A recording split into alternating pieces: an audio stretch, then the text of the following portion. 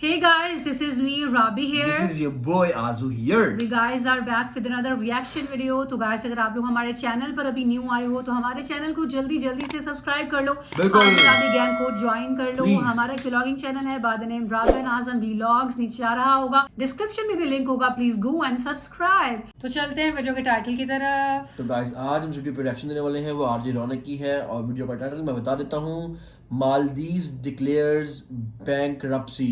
Narendra Modi Maldives conflict देखते हैं और सुनते हैं और बैंकरप्सी को एंजॉय नहीं कर सकते, तो खैर देखते हैं।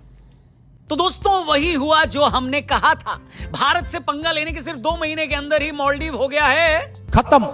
आज उसके दिवालिया होने की नौबत आ चुकी है। मोइजू भी कटोरा लेकर घर घर भीख मांगने की तैयारी कर रहे हैं। वो कब तक मालदीव के राष्ट्रपति रहेंगे ये कोई नहीं जानता। उन्हें भी अपने देश में भर भर के गालियां पड़ रही हैं। कंगाली की हालत इस देश की ये है कि उसे श्रीलंका और पाकिस्तान से मदद मांगनी पड़ रही है। और तो और सूत्र ये बता रहे हैं कि अकेले में मोइजू अक्सर ये कह कहकर रोते हैं। क्या कह कहकर? मेरा तो इतना लाइफ खराब हो गया है, इतना लाइफ खराब हो गया। पिछले साल तक मालदीव जाने वाले टूरिस्ट में नंबर 1 पर रहने वाला भारत अब इस लिस्ट में 5वें नंबर पर आ गया है। कुल मिलाकर भारत से पंगा लेकर मालदीव ने अपने पैरों पर कुल्हाड़ी नहीं मारी है, बल्कि धार धार कुल्हाड़ी पर खुद बैठ गया है। जिस चीन को वो अपना दोस्त समझ रहा था, उसी चीन से लिया अरबों डॉलर का कर्ज उसे तबाह कर रहा है। तो कैसे लक्षद्वीप पर भारत को गाली देने के बाद सिर्फ 1 महीने के अंदर ही मालदीव बर्बादी के कगार पर आ गया? कैसे उसका दोस्त चीन आस्तीन का सबसे बड़ा स्नेक निकला? और कैसे भारत ने सिर्फ 2 महीने के अंदर मालदीव की स्ट्रैटेजिक काट निकाल ली? ऐसी काट जिसके बाद भारत के सैनिकों के मालदीव से लौटने के बाद भी मालदीव भारत का कुछ नहीं बिगाड़ पाएगा। तो आइए आज के फनतंत्र में, आज के इस वीडियो में हम इसी मैटर पे बात करेंगे। इसलिए वीडियो को लाइक जरूर करना और पसंद आए तो दबा के शेयर करना। तो केजरीवाल सर, अगर आपकी आज्ञा हो तो शुरू करें। तो करो ना भाई, ये भी परेशान हो गए, हम भी परेशान हो गए, करो फिर। दोस्तों शौक बहराइची का मशहूर शेर है कि बर्बाद गुलिस्तां करने को बस एक ही उल्लू काफी था। हर शाख पे उल्लू बैठा है, अंजाम गुलिस्तां क्या होगा? क्या बात है सर, क्या बात है सर। जी हाँ दोस्तों, इंडिया आउट के स्लोगन के साथ मोहम्मद मोइजू जब मालदीव के राष्ट्रपति बने तो लगा कि मालदीव को बर्बाद करने के लिए वो इकलौते ही काफी हैं। मगर जब भारत के प्रधानमंत्री लक्षद्वीप गए और उसके बाद मालदीव के एक के बाद एक कई मंत्रियों ने भारत के खिलाफ बयान देना शुरू किया तो समझ में आ गया कि मालदीव में अकेला मोइजू ही नहीं है, वहां तो हर शाख पे उल्लू बैठा है। और फिर मालदीव के गुलिस्तां का भी वही हुआ जो हर शाख पर उल्लू बैठने के बाद होता है। काम खत्म। पहले भारत के खिलाफ जहर उगलकर मोइजू मालदीव के राष्ट्रपति बने। राष्ट्रपति बनते उन्होंने मालदीव में मौजूद भारतीय सैनिकों को वहां से निकालने की बात की। इसके बदले में मोदी जी लक्षद्वीप क्या गए, पूरी मालदीव सरकार ही बौरा गई। एक के बाद एक मालदीव के 3 मंत्रियों ने मोदी जी को गाली दी। उस देश के पीएम को गाली दी जिस देश के टूरिस्टों के आने से तुम्हारा पेट भरता था। उस देश को गाली दी जो तुम्हें दवा से लेकर खाना सब प्रोवाइड कराता था। उस देश को गाली दी जो न होता तो मालदीव्स कब का क्या हो गया होता राहुल जी? खत्म। जी हाँ, इसलिए जैसे ही मोइजू के चंपू मंत्रियों ने मोदी जी के खिलाफ बकवास की तो पूरा भारत एकजुट हो गया। अक्षय कुमार से लेकर वीरेंद्र सहवाग तक कई सेलिब्रिटीज ने सोशल मीडिया पर लक्षद्वीप टूरिज्म को सपोर्ट किया। ट्विटर पर बॉयकॉट मालदीव ट्रेंड करने लगा। देखते ही देखते कई ट्रैवल कंपनियों ने मालदीव के लिए बुकिंग कैंसिल कर दी। और इस सब का हश्र ये हुआ कि जिस भारत से हर साल मालदीव में सबसे ज्यादा टूरिस्ट जाते थे वो इस लिस्ट में पहले से 5वें नंबर पर आ गया। जिस भारत से 2023 में 2 लाख टूरिस्ट मालदीव गए थे, उसी भारत से 13 फरवरी तक सिर्फ 20,000 टूरिस्ट ही मालदीव गए, एक रिपोर्ट के मुताबिक। समझे? इसी मुद्दे पर हमने एक वीडियो बनाई थी, कड़क वायरल हुई। वापस से वीडियो देखना चाहते हैं तो डिस्क्रिप्शन में उसका लिंक दिया है, ठीक है। वेल, मालदीव आने वाले विदेशी टूरिस्ट में चीन अब पहले नंबर पर है, दूसरे नंबर पर रशिया। इस साल 28,000 टूरिस्ट मालदीव आए वहां से, इटली से 27,000, ब्रिटेन से 26,000 और भारत से सिर्फ 20,000। जबकि यही भारत पिछले कई सालों से मालदीव आने वाले विदेशी टूरिस्ट के मामले में नंबर 1 पर रहता था। इसके अलावा भारत सरकार ने मालदीव के साथ ऐसा क्या क्या किया जिसकी उसे कतई उम्मीद नहीं थी। कैसे मालदीव का सबसे तगड़ा फ्रेंड चाइना ही उसकी बर्बादी की सबसे बड़ी वजह बन गया, वो भी हम आपको बताएंगे। लेकिन उससे पहले एक ऐसे प्लेटफॉर्म के बारे में मैं आपको बता देना चाहता हूं जो आपको आसानी से ट्रेडिंग करने की सुविधा देता है। नाम है पॉकेट ब्रोकर। यहां पर आपको 30,000 से ज्यादा इंडिकेटर्स और 9 ready to go trading strategies मिलती है। इसके साथ ही आप यहां पर किसी भी विड्रॉल फी के बिना अपने अर्निंग्स को विड्रॉ कर सकते हैं। पॉकेट ब्रोकर पे आपको डेली टूर्नामेंट्स, फ्री पार्टिसिपेशन के साथ साथ मिलते हैं जिसमें आप प्राइजेस जीत सकते हैं। और हाँ, यहां पर आपको एक यूनिक फीचर भी मिलता है सोशल ट्रेडिंग का। आप दुनिया भर के ट्रेडर्स के ट्रेड्स को ट्रैक कर सकते हैं और उनकी स्ट्रैटेजीज को अपनाते हुए अपनी अर्निंग्स बढ़ा सकते हैं। ये देखो, मैंने एक ट्रेड लिया, क्या ये ऊपर जाएगा? और ये देखो, सक्सेसफुली हो भी गया और मेरा अमाउंट भी मेरे अकाउंट में आ गया है, जिससे मैं अब विड्रॉ भी कर सकता हूं। तो दोस्तों, पॉकेट ब्रोकर एक अमेजिंग अपॉर्चुनिटी है। आप मेरा कूपन कोड यूज करना और आपको पहले डिपॉजिट पर 60% का बोनस भी मिलता है। तो जल्दी से डिस्क्रिप्शन में जाओ, लिंक दिया, उस पर क्लिक करके आप इस ऐप को डाउनलोड करो और रजिस्टर करो। वीडियो में आगे बढ़ते हैं। तो दोस्तों, हम बात कर रहे थे कि कैसे मालदीव के राष्ट्रपति मोइजू की भारत के खिलाफ नफरत ने सिर्फ 2 महीने के अंदर उनके देश को बर्बाद कर दिया। मोइजू ने जब भारत से पंगा लिया तो उन्हें उम्मीद थी कि चीन से पैसा लेकर वो अपना बेड़ा पार लगा लेंगे, मगर इंटरनेशनल मॉनेटरी फंड IMF ने मालदीव को आगाह कर दिया है कि चीन से लिया गया कर्जा ही उसे बर्बाद कर डालेगा।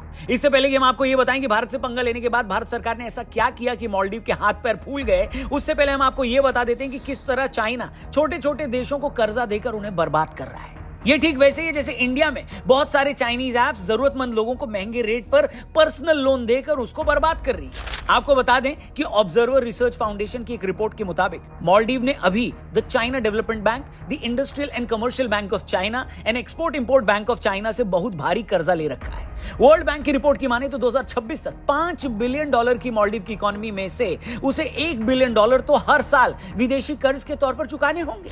अब आपको बताते हैं कि चाइना ने मालदीव को फंसाया कैसे। इसे ऐसे समझ लीजिए कि जैसे जिन लोगों की सैलरी ज्यादा नहीं होती या वो अगर कोई छोटा मोटा काम करते हैं तो उन्हें बैंक से आसानी से लोन नहीं मिलता, ठीक यही मामला छोटे मोटे देशों का भी है। वर्ल्ड बैंक जैसी संस्थाएं बहुत कम रेट पर लोन तो देती हैं, मगर उनकी लोन देने की जो शर्तें होती हैं वो इतनी मुश्किल होती हैं कि बहुत सारे छोटे मोटे देश उससे लोन ले ही नहीं पाते। यहीं पर एंट्री होती है चाइना जैसे साहूकार देशों की। वो अपनी शर्तों पर इन देशों को महंगे रेट पर लोन दे देता है। इन देशों को भी और कहीं से लोन मिलता तो है नहीं, तो ये चीन की कैसे भी शर्तें मान लेते हैं। बीबीसी की एक रिपोर्ट के मुताबिक 2020 तक चीन ने ऐसे छोटे देशों को $170 बिलियन का कर्ज दिया है। चीन दुनिया का सबसे बड़ा कर्ज देने वाला देश है। मिडिल और लोअर इनकम वाले साल में 3 गुना रफ्तार से आगे बढ़ा है। एक डेटा के मुताबिक 40 से ज्यादा ऐसे देश हैं जिन पर चाइना का इतना कर्ज है जो उनकी कुल जीडीपी के 10% के बराबर है। जिबूती, किर्गिस्तान, जाम्बिया और लाओस पर चीन का कर्ज उनकी टोटल जीडीपी के 20% से भी ज्यादा है। चीन इन कंट्रीज को उनके इंफ्रास्ट्रक्चर तैयार करने में हेल्प करता है। ये देश भी कहीं और से पैसा न मिलता देख चाइना से ये लोन ले भी लेते हैं, लेकिन पैसे वापस देने की जब बारी आती है तो इन कंट्रीज को पता चलता है कि इनमें से बहुत सारे हिडन चार्जेस भी थे और ये देश जब इस कर्ज को वापस नहीं कर पाते तो फिर चीन उनसे अपनी शर्तें मनवाने लगता है। ऐसे देशों से चाइना यह कहता है कि तुम ताइवान को मान्यता मत दो, या फिर जिस प्रोजेक्ट को डेवलप कर रहा होता है वो उस प्रॉपर्टी को ही लीज पर ले लेता है। जैसे चाइना ने श्रीलंका में हम्बनटोटा पोर्ट के साथ किया। श्रीलंका ने चाइना की हेल्प से इस पोर्ट को तैयार किया, लेकिन जब वो चीन का कर्जा नहीं दे पाया तो बदले में चीन ने उसी पोर्ट को श्रीलंका से 99 ईयर्स, जी 99 साल के लिए लीज पर ले लिया। मालदीव अभी हर साल $400 मिलियन कर्ज के पैसे चीन को चुकाता है, मगर 2026 तक ये रकम $1 बिलियन हो सकती है। IMF जैसी संस्थाएं पहले ही मालदीव को बोल चुकी हैं कि बेटा चीन से बचकर रहो, ये तुम्हें बेचकर खा जाएगा और डकार भी नहीं लेगा। और आज हालत यह है कि मालदीव कभी भी दिवालिया हो सकता है। उसके देश में चल रहे सारे डेवलपमेंटल प्रोजेक्ट्स रुके पड़े हुए हैं और मोइजू इस रायते का ठीकरा पिछली गवर्नमेंट पर फोड़ रहे हैं। इसीलिए बड़े बुजुर्ग कह गए हैं, बेटा जब पिछवाड़े में दम ना हो तो चौराहे पर जाकर सांड से सिर नहीं भिड़ाना चाहिए। मगर मालदीव ने वही किया। जनवरी में जब से मोइजू के पिल्लों ने मोदी को भला बुरा कहा था, तब से भारत सरकार ने मालदीव के पेंच कसने शुरू कर दिए थे। सबसे पहले तो भारत ने मालदीव को मिलने वाली मदद कम कर दी। भारत सरकार ने 2023 के बजट में मालदीव को पहले 400 करोड़ और फिर 300 करोड़ यानी टोटल 700 करोड़ रुपए दिए थे, मगर इस बार के बजट में भारत ने इस मदद को घटाकर सीधे 600 करोड़ कर दिया। मतलब ये क्लियर था बेटा कि हमें आंख दिखाओगे तो फिर मदद भूल जाओ। दूसरा गेम भारत सरकार ने मालदीव के साथ और खेल दिया। मोइजू राष्ट्रपति बनने के बाद लगातार कह रहे थे कि मालदीव में मौजूद भारतीय सेना के जवान वहां से चले जाएं। बाद में शर्त रखी कि ठीक है हमारे सैनिक चले जाएंगे, मगर इसके बदले हम अपने टेक्निकल स्टाफ को वहां रखेंगे। मालदीव भारत की शर्त को मान गया। साथ ही भारत ने मालदीव को कहा कि हम 10 मार्च नहीं बल्कि मिड मई तक अपने स्टाफ को चेंज करेंगे, जिसके लिए मालदीव मान गया। इस बीच भारत ने लक्षद्वीप के नजदीक मिनिकॉय पर INS जटायु पर नेवल बेस बनाना शुरू कर दी। इस बेस से मालदीव का डिस्टेंस सिर्फ 524 किलोमीटर है। आपको बता दें कि लक्षद्वीप और मिनिकॉय आइलैंड 9 डिग्री चैनल पर है, जहां से हर साल लाखों करोड़ों डॉलर्स का बिजनेस होता है। यह नॉर्थ एशिया और साउथ ईस्ट एशिया के बीच का रास्ता है। इतना ही नहीं, भारत सरकार ने मिनिकॉय पर एयर स्ट्रिप बनाने का भी फैसला किया है। इसके अलावा अगाती भारतीय आइलैंड की एयर स्ट्रिप को अपग्रेड किया जा रहा है ताकि भारतीय सेनाएं हिंद और अरब महासागर पे पूरा कंट्रोल रख सके। जैसे ही मिनिकॉय में नेवल बेस बनेगा, उस एरिया के आसपास चीन की नेवी की हरकतों पर नजर रखी जा सकेगी। इसके अलावा अगर किसी कमर्शियल जहाज को सुंदर और लोमक की खाड़ी की तरफ जाना है तो उसे 10 डिग्री चैनल यानी अंडमान निकोबार आइलैंड के पास से गुजरना होगा। ऐसे में दोनों जगहों पर सिक्योरिटी टाइट होने से भारत को किसी भी तरह के समुद्री खतरे से बचाया जा सकेगा। मतलब भारत ने मालदीव से अपने सैनिक हटाने के लिए 2 महीने का जो एक्स्ट्रा टाइम लिया था, उसी टाइम के दौरान भारत ने मालदीव की काट खोजते हुए अपनी समुद्री सीमा के पास ही एक नेवल बेस बना लिया। तो कुल मिलाकर मोइजू और उसके मंत्रियों के भारत से पंगा लेने पर भारत का तो कुछ नहीं बिगड़ा, मगर मालदीव ने 2 महीने में अपना सत्यानाश जरूर करवा लिया। इसके साथ ही उसके हाथ से हमेशा हमेशा के लिए इंडियन टूरिस्ट गए, इंडिया से मिलने वाली फूड और मेडिकल फैसिलिटीज गई, इंडिया के तौर पर एक भरोसेमंद दोस्त भी गया, और जिस चीन के भरोसे उसने ये सारा पंगा लिया, वही चीन आज उसकी बर्बादी की सबसे बड़ी वजह बन गया। Guys, this was the video. इसके अंदर प्रॉपर्टी बताया गया कि मालदीव्स और इंडिया के बीच में जो क्या इशू चल रहा था वो क्या था। जैसे कि क्या इंडियन बहुत टूरिस्ट जाते हैं मालदीव्स, और बहुत ज़्यादा इस तरह उनकी जीडीपी सारी मालदीव्स की चलती टूरिज्म पे है, और सबसे ज़्यादा वहाँ पर इंडियंस दुनिया में हैं इतने ज़्यादा, इंडियंस हैं, इंडिया की आबादी बहुत ज़्यादा, तो और सबसे करीब पड़ता भी इंडिया को मालदीव्स है, तो इसलिए इनको मालदीव्स को इससे बहुत फ़ायदा था, और वो इंडियन टूरिस्ट बहुत जाते थे, उनकी इकॉनमी चलती थी इससे, और इससे बहुत फ़ायदा होता था। लेकिन जैसे ही मोदी जी लक्षद्वीप गए तो उसके बाद लक्षद्वीप जाकर उन्होंने वीडियोस वगैरह ज़रा अपनी अपलोड की, जब आई मंजर यहाँ पे, क्योंकि वो अपना टूरिज्म जो है वो प्रमोट कर रहे हैं, और करना भी चाहिए। हर किसी कंट्री का हक है कि अपने जो चीज़ें हैं दिखाएं और बाहर से टूरिस्ट लेके आए। ऑब्वियसली वो बहुत ज़्यादा ग्रैब भी इंडियंस को कर रहे थे कि ज़्यादा इंडियंस को भी नहीं पता लक्षद्वीप का, तो वहाँ पे आए जो मालदीव वगैरह जाते हैं, तो उन्होंने वैसे नाम तो नहीं लिया, लेकिन उसके ऊपर हुआ कि मालदीव के कोई मिनिस्टर्स थे, उन्होंने जो है ना मोदी जी को गालियाँ वगैरह बुरा भला कहा। उसकी बेसिस पे भी लोगों ने ऑब्वियसली, हर बंदे के सेंटिमेंट्स हैं, कोई आपको गाली देगा तो ऑब्वियसली आप भी, आपके प्राइम मिनिस्टर को गाली देगा तो आप भी नहीं जाएंगे उधर, तो इसी तरह उन्होंने भी मना कर दिया, और बहुत से लोगों ने कट डाउन कर दिया अपने जो ट्रिप्स थे वो कैंसिल कर दिए। और इस तरह ऑब्वियसली उनके सबसे ज़्यादा जो टूरिस्ट आते हैं इंडिया से, तो हुआ ये कि उनकी जो जीडीपी है और जो इकॉनमी है इस तरह बैठने लग गई है। पहले भी इतनी खास थी नहीं, तो अब और बैठने लग गई है, और जिस तरह ने बताया भी आरजे रौनक ने कि वो अब और बड़ा उनको क्राइसिस का सामना करना पड़ रहा है, बैंकरप्सी का सामना करना पड़ रहा है, तो ये चीज़ है। तो इससे यही है कि आपको क्या, लेकिन मेरे ख्याल से तो सबको मिलकर काम करना चाहिए, बिकॉज अब ऑब्वियसली मालदीव ज़रा अगेंस्ट बोल रहा था मोदी के, तो मोदी जी के, तो इसलिए वो ज़्यादा उनको हुआ, हर्ट भी हुए, पीपल इंडियन के सेंटिमेंट्स हर्ट हुए, और उनने कट डाउन कर दिया जाना और अपने जो ट्रिप से कैंसिल कर दिए। तो मेरा तो यही टेक है इसके ऊपर। और लेकिन ये है कि इंडिया ने ऑब्वियसली बताया जा रहा है कि इंडिया की जो ट्रुप्स हैं उनको भी वापस बुलाया जा रहा है मालदीव से, कि मालदीव ने कहा कि हमें इंडियन ट्रुप्स नहीं चाहिए, और उसकी जगह पे इंडिया ने कहा कि हम 1 मई तक वो ट्रुप्स भी उठा लेंगे वहाँ से। लेकिन इससे हो ये रहा है कि इंडिया को जो मालदीव है उसको नुकसान ये हो रहा है कि जो टूरिस्ट थे उन्हें ज़्यादा कम कर दिया उधर। हाँ, ये तो है। वैसे ये इसके ऊपर यही कहा जा सकता है कि लाइक मालदीव ने किसी एक शायद अलार्मिंग सिचुएशन उनको लगी होगी कि लक्षद्वीप जो है वो शायद वो उनका वो टूरिज्म जो है वो ब्रोक करेगा। मेरे ख्याल से तो यही सोचकर उन्होंने इनके खिलाफ बयानबाजी दी है। लेकिन मेरे ख्याल से हर जगह की अपनी एक पहचान होती है, मालदीव की अपनी पहचान है, लक्षद्वीप की अपनी। इस तरह से तो फिर अगर हम अमेरिका की बात करें, वहाँ पे बोरा बोरा आइलैंड है, वो भी बिल्कुल मालदीव्स की तरह ही है। तो हर जगह की अपनी रिकग्निशन होती है, हर जगह की अपनी खासियत होती है, तो किसी का किसी से कोई कंपैरिजन नहीं होता। अब जिसने अगर मालदीव जाना है तो वो मालदीव से जाएगा, वो फिर लक्षद्वीप शायद नहीं, अगर उसका दिल्ली मालदीव का तो मालदीव से जाएगा।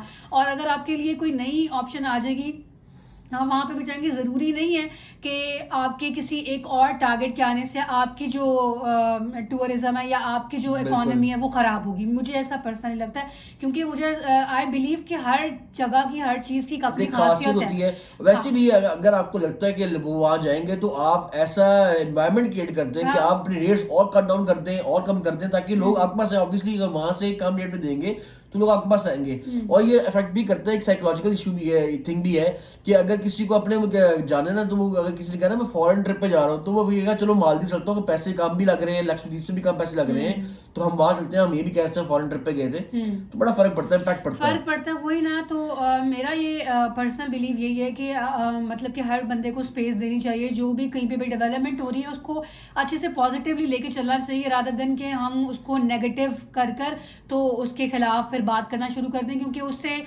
किसी दोनों साइड पे किसी को भी फायदा नहीं होगा, आपको भी नुकसान नहीं होगा, फायदा किसी का भी नहीं होने वाला। तो ये नहीं होना चाहिए, मेरा ये पर्सनल अपना ओपिनियन है।